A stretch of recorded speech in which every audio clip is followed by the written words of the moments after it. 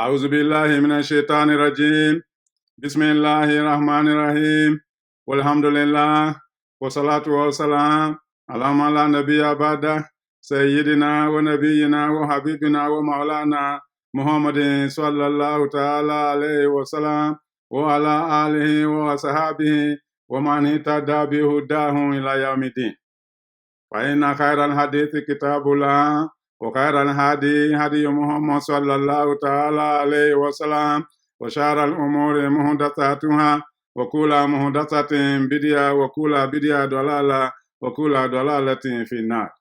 Amma ba'd.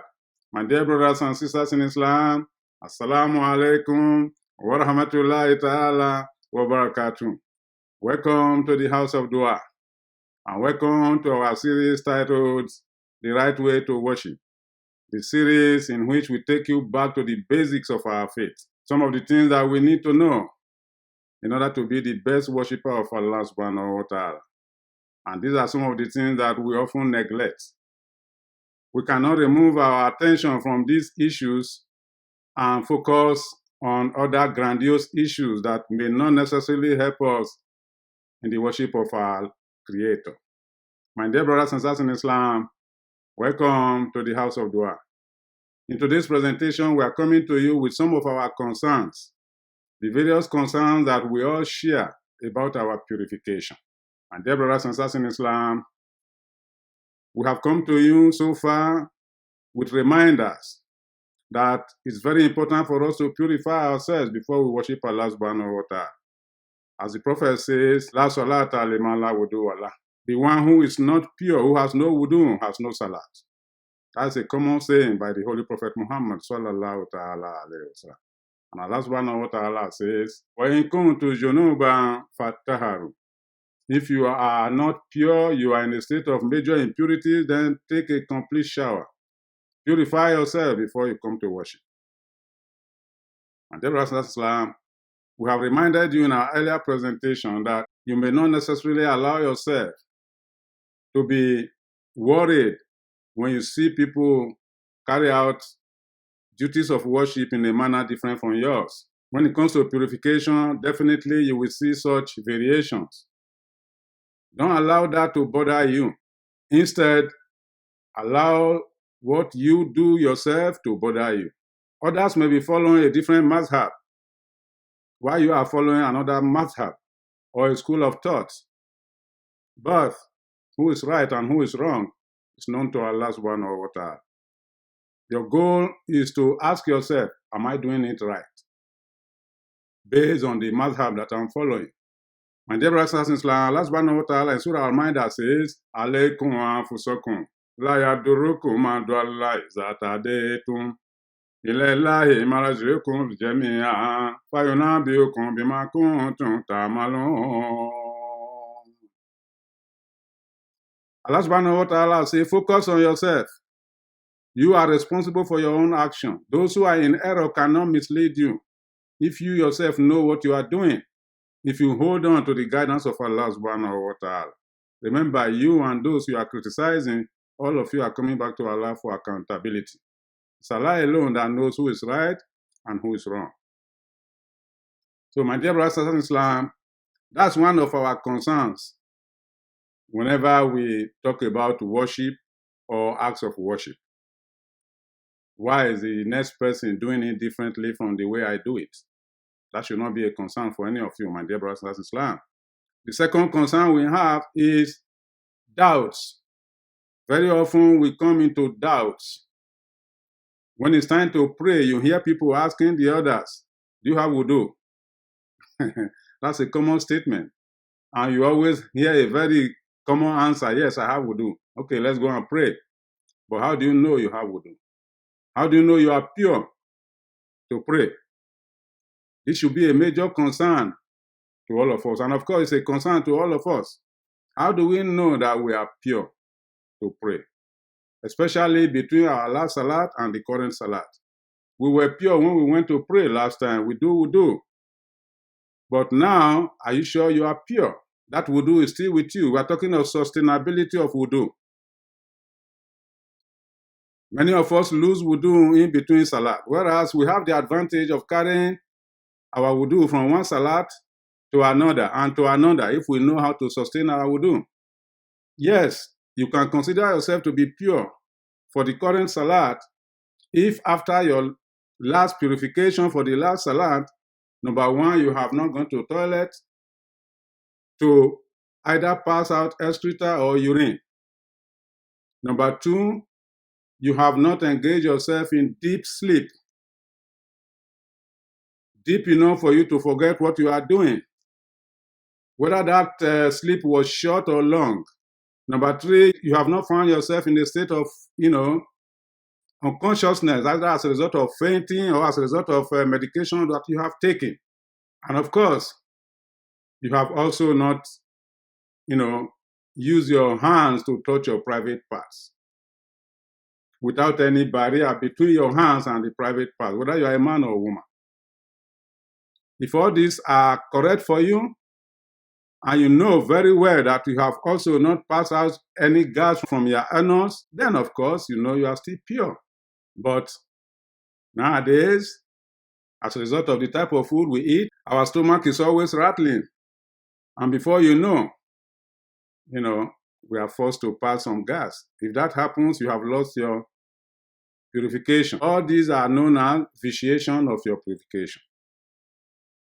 If, for example, you have gone to toilet, or you have slept, or you have experienced some, unconsciousness, or you have also passed some gas from your anal region, then of course your purification is lost. It's lost.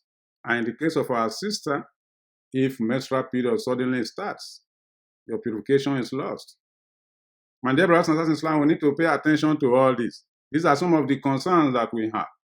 The second concern we have is after we have prayed, we found out that either the clothes with which we pray, or the body with which we pray, or the place where we pray, there are some stains.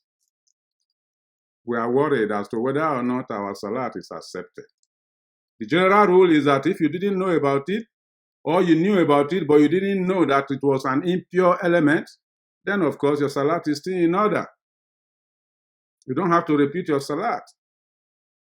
But after you have prayed and you discovered it, either in your dress, if it's minor enough, maybe one or two stains, you can just use water to wash it off. But if it's widespread, then you have to wash that dress. But the salah you did with it earlier is still okay. My dear brothers and sisters in Islam, this is very important. So also, if you find some stains in the area where you pray, especially those of you who want to pray at home without going to the masjid, I recommend that you go to the masjid all the time. That is the pure place of prayer. But should you pray at home and find later that where you prayed was not pure because there are some elements that either you consider to be impure, but you didn't know before you prayed, the salah you did is still in order. But then you have to purify that place. Allah subhanahu wa ta'ala says, Laysa alaykum junahun fima aktatum bi walakin ma ta'ammadat qulubukum. Allah will not hold you accountable for the mistake you make or anything that you do in error in his worship, but he will hold you accountable for what you do intentionally. The Prophet sallallahu ta'ala alayhi wa sallam one day was in the masjid, and a man came and urinated in the masjid. The Prophet sallallahu ta'ala alayhi wa sallam, even though the Sahabas were pissed off, were trying to attack the man, he told them, no, don't leave him, let him finish what he was doing. After he had finished, the Prophet asked them to bring a bucket of water, spray over it, and then the place became pure. So also, when we find impurities in our dresses, in our place of worship, that's how we are supposed to do. Just clean it out and get it prepared for the next worship, instead of, bothering yourself as to whether or not your last worship was accepted. And dear brothers and sisters in Islam, this is very important because we often come into all these kind of circumstances. Another concern that we have is with respect to wet dreams. Some of us go to sleep and find ourselves in an excitement that leads to maybe emission. We call it wet dreams. If there is no emission, you didn't wake up to find that your private areas are wet, then you can wake up and do wudu, ablution. But if you emitted something and you find some wetness, then of course you have to do complete ghusl, total bath, before you go to worship. And we have to recognize the fact that, as we stated in our last video, emission due to intentional act, for example, love making with your spouse, will definitely require you to do complete bath. And dear brothers and sisters in Islam, what about a situation where you have completed your wudu, you are waiting for salat, or you have just completed another salat, and all of a sudden your wife becomes so attractive to you and you decide to hug her or kiss her or have a little romance with her? Does that vitiate your purity? No. Your purity is still in order. But you have to be very careful not to go too far to a level where you have to experience some emission. Once that takes place, then you have vitiated your purity. Aisha radiallahu anha, in the hadith narrated by her, stated that even during Ramadan, even in ordinary days, the Prophet used to hug her and kiss her and touch her. And the Prophet was very disciplined anyway. So my dear brothers and sisters in Islam, we have to be careful about that. What of the issue of eating after you have purified yourself, you are waiting for the next salat? Eating does not vitiate your purification. It does not void it. But we have to be careful. If we have eaten something that will make our mouth, kind of smell, then you need to, like we said last time, use toothbrush, to, purify your mouth so that you don't constitute a nuisance for those who are standing by you in salat. My dear brothers and sisters in Islam, those of us who are still childbearing, God bless us with children. What about the urination from our children? This is of concern to some of us. Yes. For an infant that is still being breastfed, even if he urinates on your clothes, you don't have any problem. You can still go ahead and pray. At the very best, you can sprinkle water in that area of urination. But if that child has started eating solid food, then of course, you have to get that dress clean before you can use it for worship. There are several ahadith to support this. We cannot go into detail mentioning all these ahadith for you, my dear brothers and sisters in Islam. That is why we are just talking about them. What about the issue of, many of us always ask this question, can I remove my stockings before I do wudu, or what do I do when the next salat is due, and so on and so forth?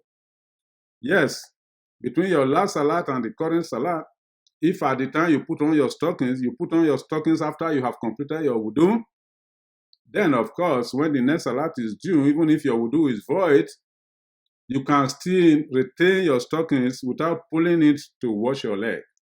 In other words, you wipe over the stockings.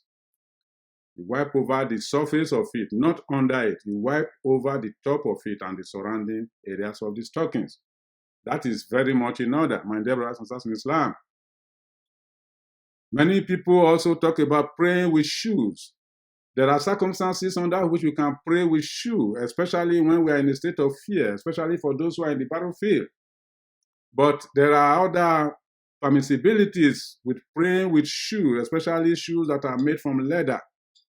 We can pray with them if it becomes necessary for us to do so, provided we know that we have purification. My dear brothers and sisters in Islam, these are some of the concerns that we have, and we have to try and explain them. What about the situation of somebody who has some, medical condition, such as, incontinence, or what they call flatulence, whatever, something by which you go to rest, you cannot retain your urine, except that you have to pee from time to time. Or in some cases, you find yourself wetting your private areas, your underwears. What do you do in that case? They are required to do their wudu at any point of salat. Unlike those of us who are well, who can carry one wudu from one salat to another. But for such people, they need to do wudu at every salat so that they can pray. Allah knows their condition. We ask Allah subhanahu wa ta'ala to make that condition better for them. And dear brothers and sisters in Islam, the other special area we need to mention is with respect to our sisters who go through menstrual period from time to time. As we stated earlier, our sisters must do complete bath at the end of their menstruation and at the end of the flow of their childbirth blood. The flow of childbirth blood may last for up to 40 days after childbirth. In some cases, it may even stop after 3 days. But you are given the leeway to wait till 40 days if you know that your own is continuously flowing before you can return to Salat. If after 40 days it's still flowing, that is no longer childbirth blood. It means you have a medical condition that a doctor needs to check out. With respect to, Haid, which is, menstruation, the same thing applies. Women who menstruate and know their period of menstruation, they already know that period. There are some women who have 5 days, who have 6 days, some have 3 days, and so on. If you are already a menstruating woman, you know exactly your number of days. But once you notice flow of blood beyond those number of days, then you got to be worried. You probably have a medical condition that needs to be checked out. But once your number of days is complete, which you are already used to, you have to do your complete bath, even though you must still be experiencing blood, which means you have just a medical condition now that needs to be taken care of. But you can return to Salat after your complete bath. What about somebody who is just starting to menstruate for the first time? That person has to count the number of days of blood flow. As soon as the blood flow stops, then she knows that she's entitled to return to Salat. You may observe that for the next 2 or 3 months to be sure of the stability, to know the exact day. So if your blood flow stops at after every 5 days, then that is your day of purification. That's it. After that, you need to return to purification by going through a complete bath and returning to Salat. But there are some people or some sisters that are not sure of their days. Sometimes they are 4 days, sometimes it goes beyond that, sometimes it goes beyond that. For such people who have irregular periods, they are supposed to, the minimum expected of them to wait to return to purification is 6 to 7 days. 7 days. But there are situations, extreme situations, where menstruation blood may flow up to 15 days. So the 15th day becomes the maximum for such people. After that, you need to advise yourself that you have a medical condition that a doctor needs to check out. But you can return to Salat. But here is the good news of how to know exactly whether you are still going through menstruation. Many of us nowadays are very much in a hurry, especially those who are still, very sexually active. They want to return to sex immediately. It's very dangerous. Do not use your hand to constitute self-destruction for yourself. You must wait until your blood flow stops. Allah subhanahu wa ta'ala says, فَلَا تَقْرَبُوهُنَّ حَتَّى يَطْهُرْنَ. Do not get close to your spouse for intercourse until she is pure. Allah alone knows why He says that, but medical information has proved nowadays that it's dangerous. Therefore, be very careful, my dear brothers and sisters. Don't be in a hurry. For those women who want to be sure that they're actually pure, they can fall back on the hadith of Aisha radiallahu anha, who said women used to send her their samples in those days to see whether they were pure, and she will advise them to insert some cotton wool into their private parts and make sure that what comes out of it is pure, very clean, before they know that they are pure. But if there are stains, such as yellowish stains or muddy, fairly dark stains, they are still in menstruation. They have to be patient until it's completely pure or white. My dear brothers and sisters in Islam, how do you know the blood of menstruation as distinct from the regular blood? The blood of menstruation is dark in color, darker than the regular blood, which is red. Therefore, our women can learn from that by simply, looking at the color of the blood to know what you are experiencing. So if the blood color becomes yellowish or fairly muddy, not dark enough, and it's occurring during the period of your regular menstruation, you are still in menstruation. Don't just conclude that because it's now yellow, you are going to, take a shower and return to sex or return to Salat. It's not allowed. My dear brothers and sisters in Islam, Allah is so merciful to our sisters that He allows them to skip Salat during their period of menstruation. Therefore, they should not be in a hurry. Allah subhanahu wa ta'ala says they cannot even pay back that Salah that they missed during the period of the menstruation. That is a relief for them. Therefore, I encourage our sisters to make sure that they are pure before they return to Salat. Returning to Salat after purity is better than returning to Salat with impurities. And dear brothers and sisters in Islam, let's now take a look at, the value of being pure. If all of us know what it is to be pure, you will not run away from it. And dear brothers and sisters in Islam, it goes beyond just going for Salat. Many of us think that it's only when we are going for Salah we should be pure. No. Your purity puts you in a position where Allah subhanahu wa ta'ala loves you. Allah says,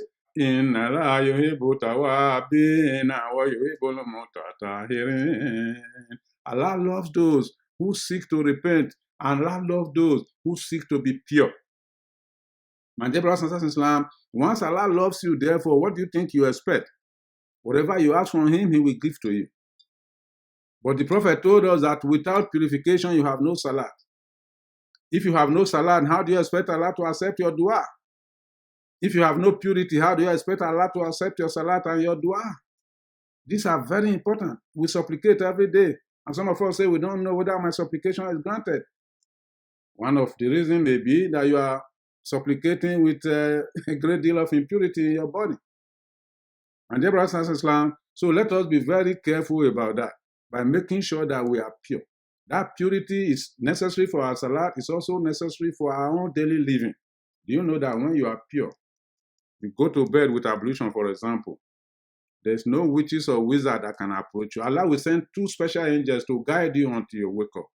And if you die in that sleep, you go to Jannah straight. Isn't that a good news for you? Do you know that if you are pure with ablution and you are driving on the road, there's an accident, there is a very high likelihood that you will survive that accident, even if others sustain some injuries or pass away. Allah will protect you. Do you know that if you are pure, Allah subhanahu wa ta'ala will always make your opinion superior to the opinion of others, either in court cases or in a political debate or anything that requires knowledge. Your view will always prevail. Especially those of you who are leaders in your office, people will always accept your view and respect you if you have purity in you. If you have purity in you, you will always expect that when you go to bed with your wife with intention to have children, you must come out with good children. Remember the dua of Ibrahim alayhi salam. Rabbi habli mina salihin.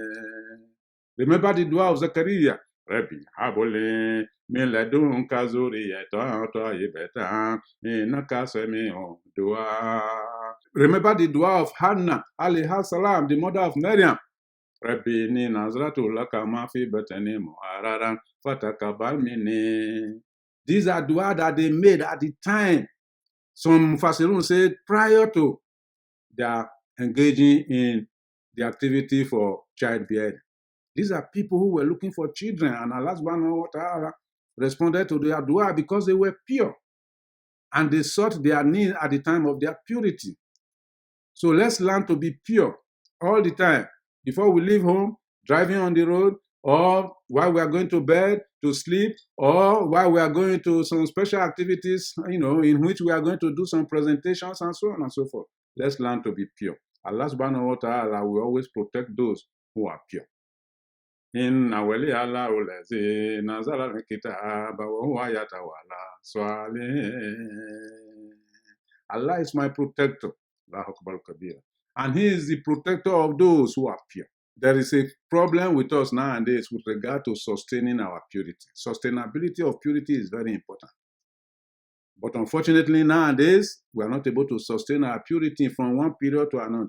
In those days, some Sahaba and some righteous people could carry their purity through the day.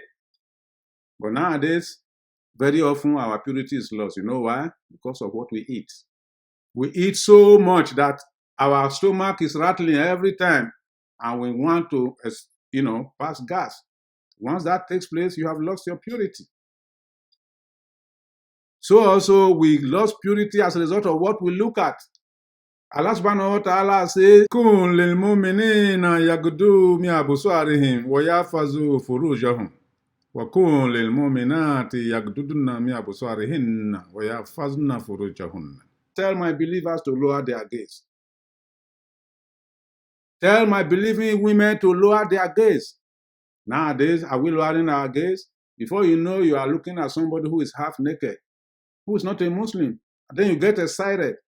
Those of us who cannot resist the urge, you start messing up your underwears.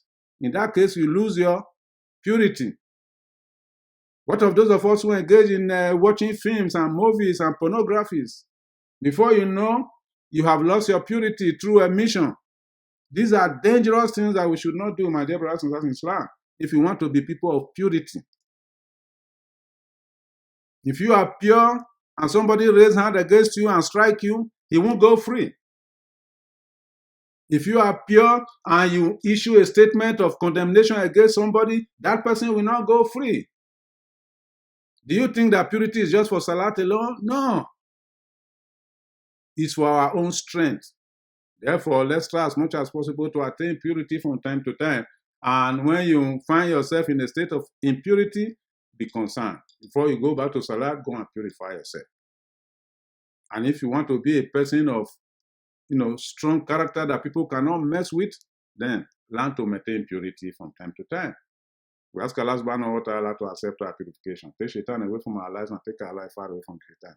ربنا تقبل منا إنك أنت السميع العليم وتب علينا يا مولانا إنك أنت الغفور الكريم. سبحان الله وبحمده سبحانك اللهم وبحمدك أشهد أن لا إله إلا أنت نستغفرك ونتوب إليك.